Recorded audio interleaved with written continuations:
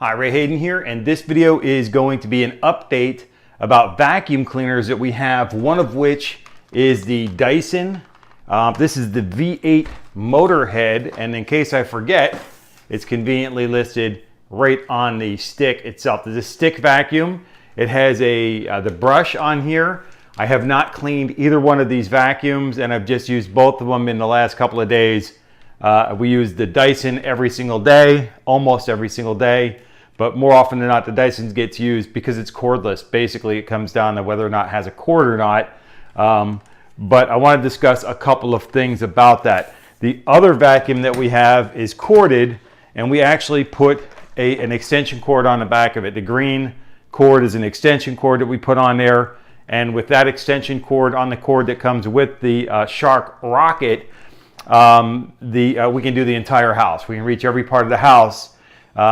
You know, if we're careful on how we plan which way we're going to go with the cord, we can do the entire house in one shot. Now, this one here just has a hard floor sweeper on the bottom of it, and the Dyson doesn't come with that. The Shark Rocket does come with the carpet thing on it, but that's the only thing really that the Dyson comes with. The V8 Motorhead comes with just the floor cleaner, which is like for a carpeted area or something like that, which we don't really need. We use the hard floor thing because we have hard floors. We don't have any carpet whatsoever because we have cats, and we know what's going to happen to our carpet with pets. All right, so we just have the hardwood floor thing here as well. Now, my Dyson one, the Dyson that I had for years, was a canister vacuum, and not the ball. Before that, when it had the wheels on the back of it, that Dyson specifically, I carried it. It's a heavy vacuum, but I would carry the thing around and just use the handheld part of it,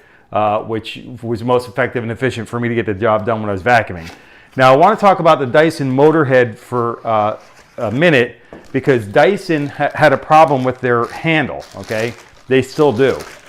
The handle here has that trigger grip right here, right?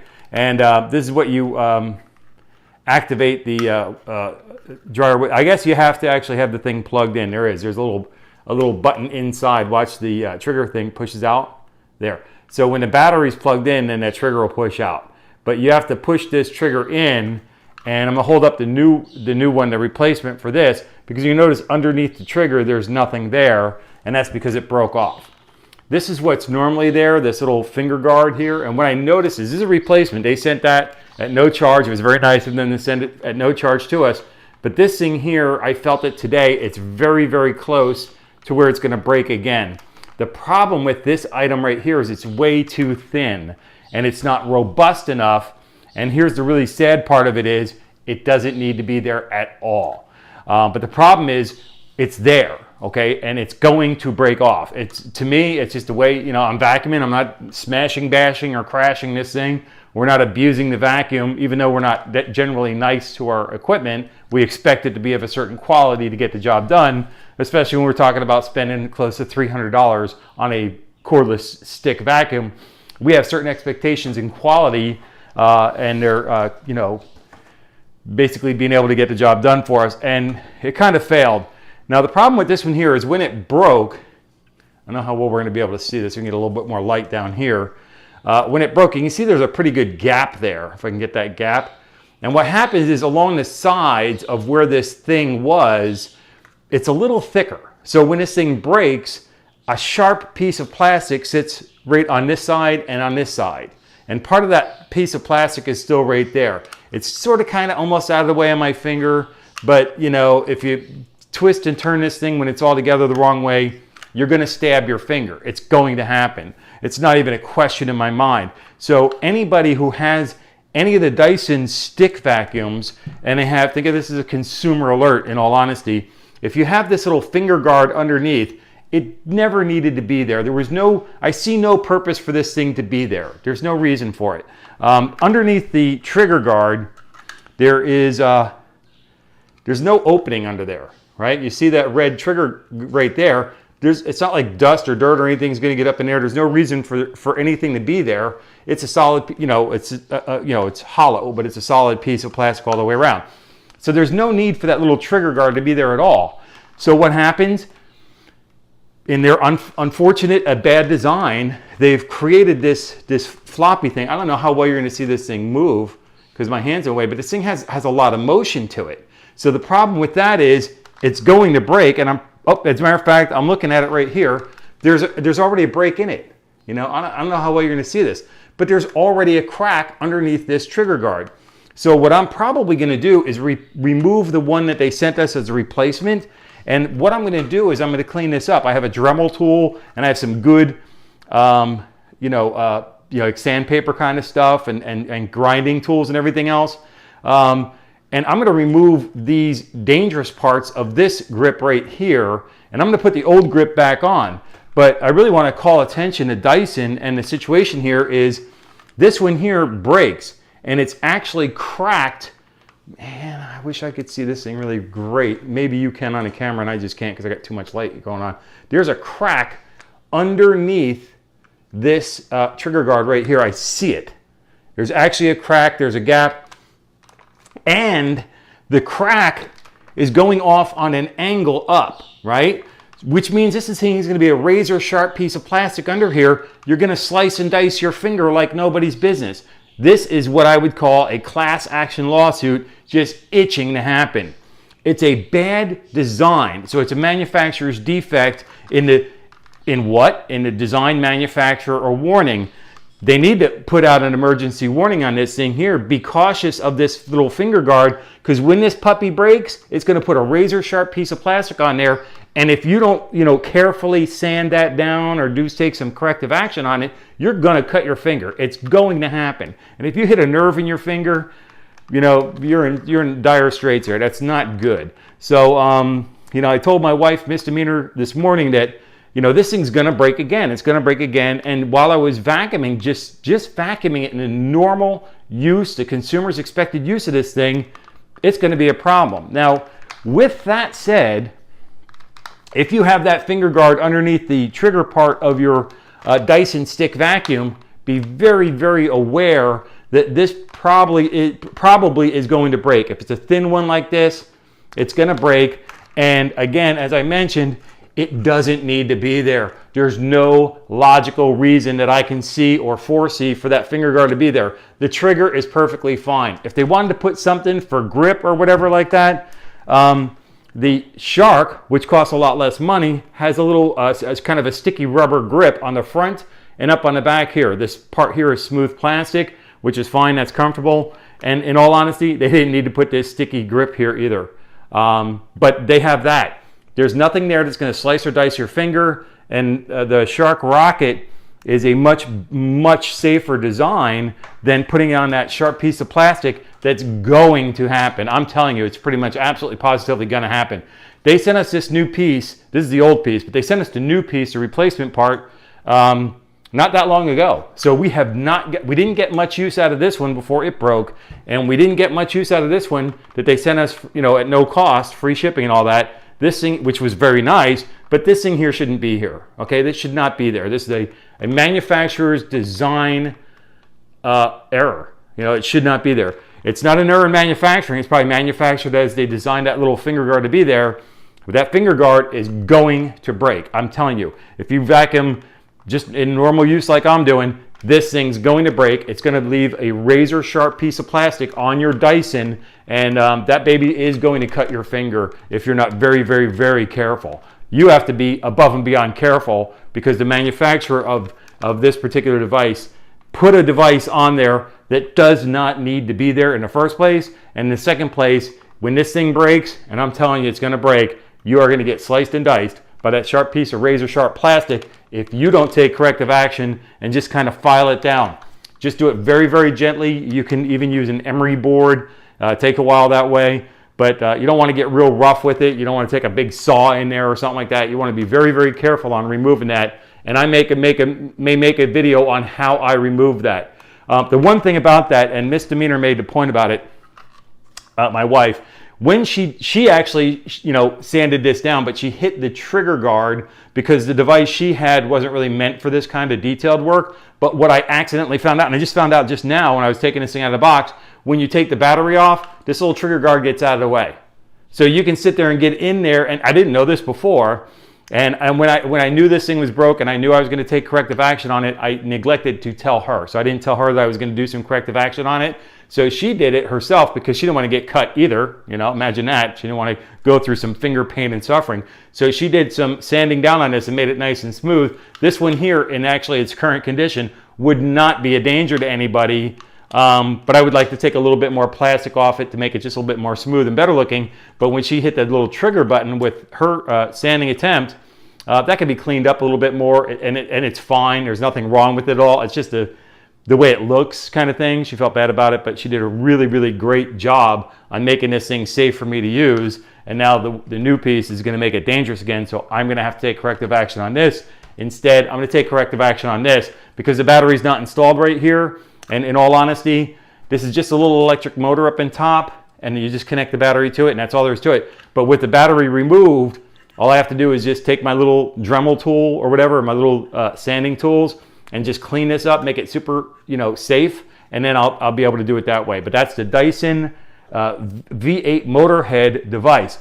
Now, there's another issue here I want to talk about that's kind of problematic, and before I do that, I want to put this thing together. All right, so here's the Dyson together, and what I made, and I'm going to hold this thing pretty much straight up and down. This thing moves.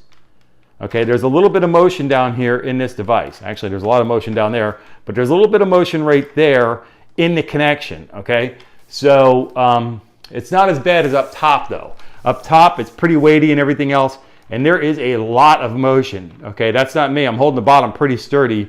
That's a lot of motion. That should not be happening. Let's show you the proof, right? Okay, hey Ray, you're doing some trick to make Dyson look bad. That's not true. I actually love Dyson products. I would buy this thing again, but I would make the modification myself for safety up front. But let's talk about what I'm talking about, why this is loose and what the proof is here. If you were to look down the barrel of this thing, oops, if you look down, oh, that's one of the things you know that your trigger's broken. If you lift up, the thing will go on. All right, so your trigger finger guard is broken. But if we look at the side here, these aren't scratches, that's dust, okay? So this thing here has a pretty good height on it to me. It has a pretty good connector on it to me, but that's dust, all right? Let's go ahead and take some of that off, okay? So this is all dust around here, which basically proves beyond any shadow of any possible doubt that this thing here is just too darn loose, okay? As a matter of fact, I take it off again, and you look right here at the top of that red button right there, that's not a white line, baby, that's dust, okay? That means this thing here is not making a strong enough connection to the device. Now, before you say I'm bad-mouthing Dyson or anything like that, number one, I'm not, I love Dyson, but number two, Dyson sucks, right? Yeah, it's a vacuum cleaner, it's supposed to suck, and it sucks up dirt very, very, very well. This is a cordless version of a Dyson. I've had a Dyson for years and years, specifically hunted down the Dyson that I got last time, and the point of it is, it did really, really great work, okay? So therefore, we're going to look for a new vacuum. The first thing I'm going is looking for a Dyson, all right? Now the Shark, I had a Shark vacuum years and years ago, and my wife said, well, what about the Shark? You liked the Shark when you had that? And I said, yeah, I really, really did. That particular Shark was a battery-operated Shark, and something about the proprietary batteries was a real pain in the neck kind of thing, and over time, I couldn't get new batteries for it, kind of stuff like that. But when it was working like nobody's business. And I really loved the Shark electric vacuum, which was cordless. But this one here has the cord on it. And this thing here, I can shake it around. I feel a little bit of motion, but I'm shaking it. But it's nice and tightly connected to the stick. I can hold it by the stick, and I have no discomfort of holding this thing up like that. The engine isn't that heavy. It doesn't have a battery pack in it because it has the cord. You plug it into the wall. And when I disconnect this and I look at the top, there's not, these are actually scratches on here. I'm looking at these things. There's a little bit of dust, but there's actually mostly scratches. This is a much, much tighter connection between the two devices, between the stick itself and the vacuum head motor. This is a much, much tighter connection than there is on the Dyson, all right? Now, again, flat out, my final end of the video review kind of thing on these is which one would I recommend, in all honesty? The Dyson V8 Motorhead or the Shark Rocket, which is this one here with the orange color to it. They have different versions with different colors and everything else. But this one here and the Dyson V8 Motorhead, I recommend both. They're both perfectly fine. The problem with the Dyson, to me, the only problem, I don't like the loose fit. I think that the fit and finish should be much better because it's much more expensive. But this finger guard is a little, that's a slice and dice trap for our fingers. Be very, very, very cautious when you're using that. And if and when this thing, and I'm pretty sure it's going to absolutely positively break, when that breaks off, you can return it to Dyson. They're going to have to replace it at no cost to you because this is a manufacturing defect. That's a safety hazard. There's no warning about it. I didn't get a warning, hey, that plastic thing's going to break. You're going to slice your finger open on the sharp piece of the surgical plastic that's going to slice your finger apart. I didn't get any warning about that. There's no warnings on the device itself. There's no warnings in the book about it because it's not supposed to. Worst part of this whole thing is it doesn't need to be there. There's no logical reason that I can foresee for this little finger guard to be there. It doesn't need to be there. In fact, Shark doesn't have it. Now, their on-off switch is on the top of the handle up there. That's that part down there you see, right? Put this down. That's the on-off switch for the Rocket. And Dyson could have done the same thing. They could have done something where you didn't need to do that at all. As a matter of fact, the speed selection thing is down here. They could have put an on-off switch right down there too, right? You do it. This is nice and safe. You're never going to cut your finger on that, To me, if I hurt my finger on that, that's on me. That's my fault. But this thing here, that's a razor sharp piece of plastic when that thing breaks. How do I know? Because when this one broke here, I stabbed my finger. Now, I felt the pain instantly and let my finger off, but that thing was stabbing me right there at that first knuckle, and that was bad. The good news is to fix this locally for us, to fix our own when that thing happens, inside there, when you put the battery in, that's when this trigger pops back up. There's a little lever in there. When the battery hits that, this puts up, and then you're really pushing a button. When you're pulling this down, when you're pulling the trigger down, you're pushing a button on top of the battery. And I can tell because when I push this down, that little lever pushes down onto my finger. But when the battery is removed, this thing lays flat, and you can access this entire thing and not hit the trigger when you're doing like a little bit of, I have an emery board that's off the screen here, but I could use just an emery. It's a metal emery board, not the paper one, but a little metal file, a fine metal file, not a rough one. You don't want to get all rough with this thing. Be nice and gentle, but you can just file this thing down. Take a little while. Should you have to do it in the first place? No, not in my opinion. But Dyson made a bad design. I love Dyson to pieces, and I love them to pieces. Hey, look. I love Asus, the computer company. I love them to pieces. My motherboard in all of my computers is an Asus motherboard. It's done very, very well for me for many, many years. When I build my computers, I use an Asus motherboard, okay? I pretty much always have, as far as I know, right? So, really great stuff. But the Asus Zenfone 2 that I had was horrible. It was a horrible, horrible phone. The front-facing camera, I made a lot of videos on that, and my most popular video is how to fix the front-facing camera on your Asus Zenfone 2. This is going to be my most popular video on the Dyson. In order to repair this piece that's going to break, okay, in order to replace that, when it does snap off and leaves that razor-sharp piece of plastic on the end, you just basically, there's 4 screws. There's 2 screws up here. This thing here comes off. I made a video on how you disassemble this thing. Okay, there's 2 screws here, and there's another screw somewhere else up here or something like that. And you just take that off. Yeah, that's it. This is the other screw here. Just take that screw off, and the thing the battery pack just comes right off.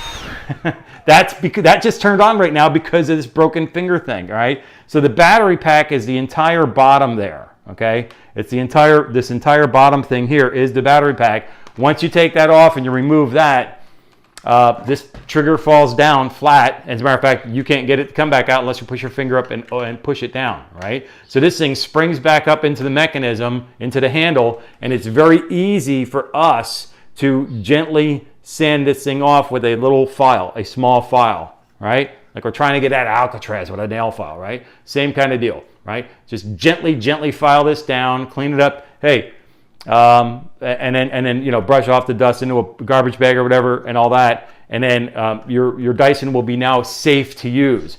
Again, that trigger guard, really, I'll repeat it over and over. It never needed to be there. This thing here works perfectly fine without that. I just want to trim up the extra plastic because this thing here is going to break, and before it does, I'm going to replace the old one for the new one and be safer with my fingers, all right?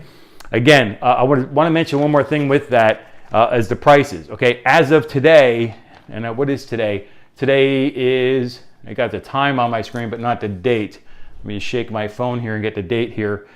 Today is, as of the making of this video, is the 29th of October, 2019.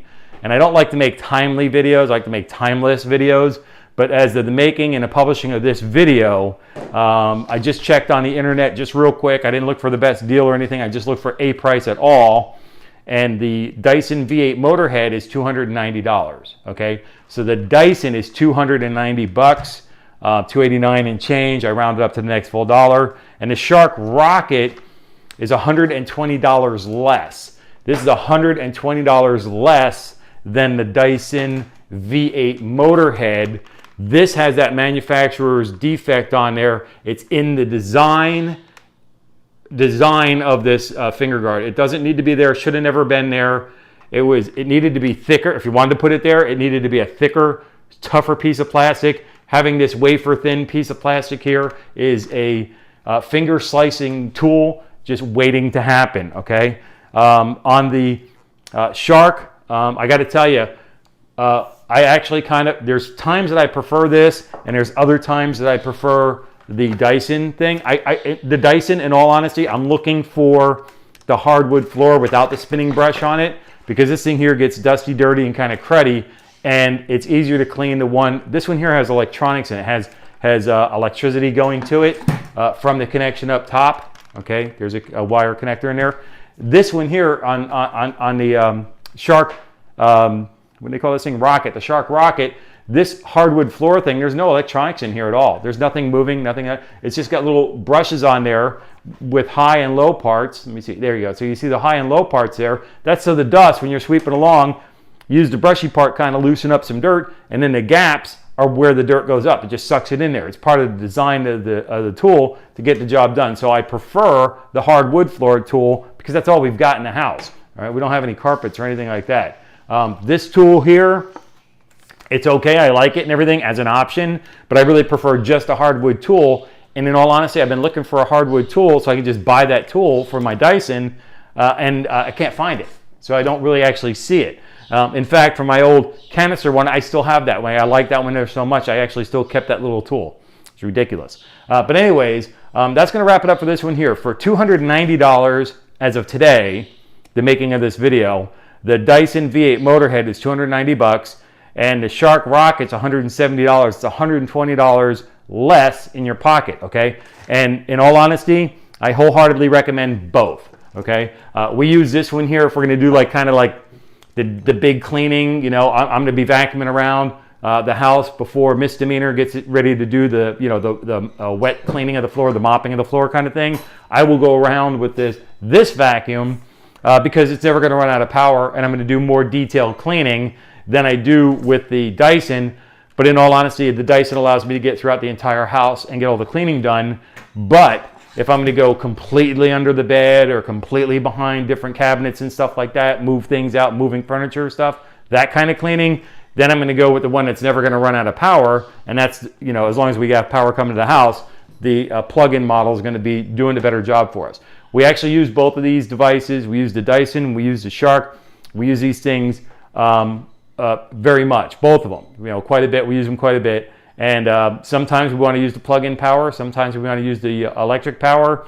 The electric power is great doing a quick cleanup around the litter boxes and stuff like that. They throw the litter on the floor, the cats do. And just you want to clean that up real quick, or you have some other little spill real quick you want to clean up, dry stuff, right? So you use the cordless Dyson to get the job done with that. But if you need more detailed, it's going to take a longer amount of time. You're not going to be recharging anything or anything like that. Then you want to go with the plug-in power, get the job done.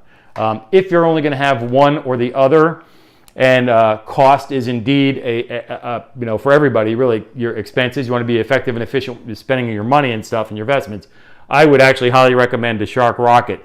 There's a part of the Shark Rocket, and hopefully I don't drop a bunch of dust out of here when I do this, but if I can get this thing open.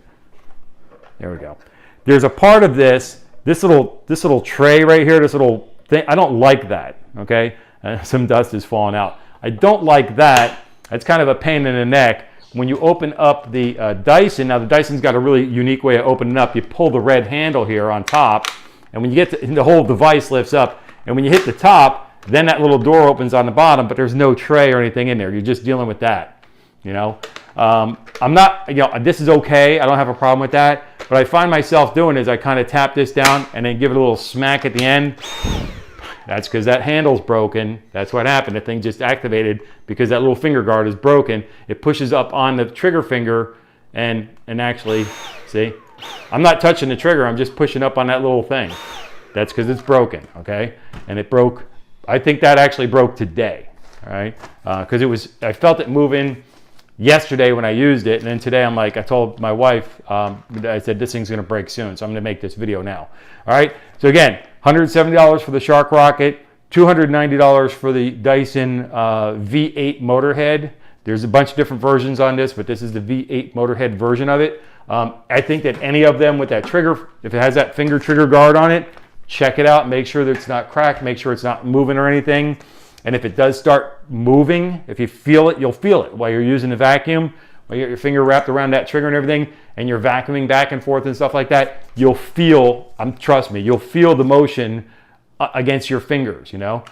So just go ahead and be aware of it, check it, inspect it, and look for that crack to start forming, and I believe it's gonna start forming on the bottom. In fact, I know that it formed on the bottom first because there seems to be a little extra piece of plastic right there at the bottom, and it's flat on the top. So, and oddly enough, it's breaking where the plastic is the thickest. So that's almost embarrassing, you know, for the manufacturing process. All right. So that's going to wrap it up for this video here. Do me a favor, give me a thumbs up on this video, like this video, drop me a comment below. Let me know you came by to say hi. Let me know also if you've seen other instances with your Dyson with the trigger guard piece of plastic on there. Let me know about that. And if you haven't already done so, please subscribe to the channel. I greatly appreciate the growth on the network. And until I catch you in the next video, take care and be well.